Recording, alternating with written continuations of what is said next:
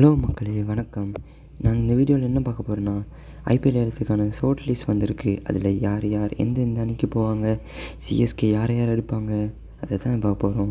Set 1ல் இருக்குது Jos Buttler இருக்கார், சுரேஷ் ஐயர் இருக்கார், ரிஷப் பண்ட் இருக்கார், காகிசோ ரபாடா இருக்கார், ஹர்தீப் சிங் இருக்கார், மிச்சல் ஸ்டார்க் இருக்கார்.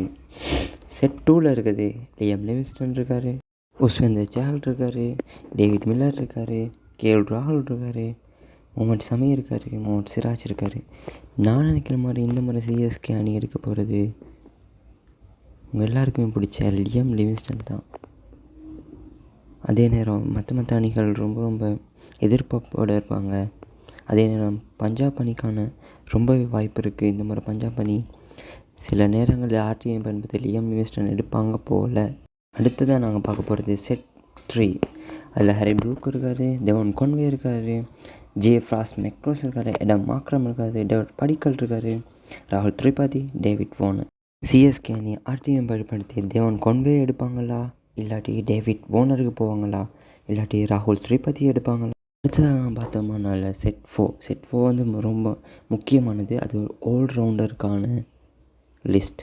அதில் ரவி அஸ்வின் இருக்கார், வெங்கடேஷ் ஐயர் இருக்கார், மிச்சல் மாஸ் இருக்கார், கிளென் மேக்ஸ்வெல் இருக்கார், ஹர்ஷல் பட்டேல் இருக்கார், ரச்சின் ரவீந்திரா இருக்கார், மார்க்கஸ் ஸ்டோய்னிஸ் இருக்கார். இப்போ இந்த லிஸ்ட் தான் ரொம்பவே முக்கியமானது. இதில் கட்டாயமாக சிஎஸ்கே அணி யாராச்சும் ஒருத்தனை கட்டாயமாக எடுப்பாங்க. நான் நினைக்கிற மாதிரி இந்த முறை மார்க்கஸ் ஸ்டோய்னிஸுக்கான வாய்ப்பு ரொம்பவே அதிகமாக இருக்குது. அதே நேரம் டெவான் கான்வேயை ஆர்டிஎம்மில் எடுக்காட்டி ரச்சின் ரவீந்திராவுக்கு கட்டாயமாக போவாங்க. நாங்கள் பார்க்குறது செட் 5. இது விக்கெட் கீப்பிங் லிஸ்ட். இதில் ஃபஸ்ட்டாக இருக்குது ஜானி பேஸ்ட்ரோ, அடுத்தது கொய்டினி Kock, Rahmanullah Gurbaz, Ishan Kishan, Phil Salt and Jitesh Sharma. இதில் ரொம்பவே நாங்கள் எதிர்பார்க்குறது சிஎஸ்கே டார்கெட் வைத்துள்ள முக்கியமான ஒருத்தராக அமையக்கூடியவர் இசான் கிஷன். இவருக்கு ரொம்பவே அதிகமான வாய்ப்பு இந்த முறை சிஎஸ்கே அணி கொடுக்கும்னு நான் நம்புகிறேன். அடுத்தது நாங்கள் போக்குறது செட் 7. இதில் அசரங்கா இருக்கார், நூர் அகமட் இருக்கார், தீக்ஷனா இருக்காங்க. இந்த முறை எனக்கு ரொம்ப பிடிச்சது நூர் அகமட் எடுப்பாங்கன்னு நம்புகிறேன். அடுத்த லிஸ்ட் வந்து செட் 8, 9, 10 எல்லாமே அன்கப் பிளேயர் தான். இதில் எங்களுக்கு தெரிஞ்ச பேர் 2-3 தான் இருக்குது. அசதுசைனும் சமீர் ரிஸ்வி. இந்த முறை சமீர் ரிஸ்விக்கு போவாங்க போல். அதே நேரம் அசதுசைனுக்கும் ஒரு வாய்ப்பு கொடுத்தாலும் கொடுக்கலாம்னு நான் நம்புகிறேன். அடுத்ததாக நான் பார்த்தோம்னால செட் 11, 12, 13 இது ரொம்பவே முக்கியமான லிஸ்ட்.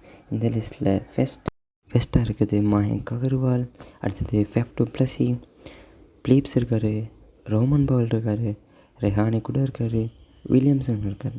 இதே நேரம் ஃபெஃப் டு பிளஸியை எடுக்கிறதுக்கு வாய்ப்பும் இருக்குது. அதே நேரம் டெவான் கான்வே எடுக்காட்டி ஃபெஃப் டுக்கான வாய்ப்பு ரொம்பவே அதிகமாக இருக்குது.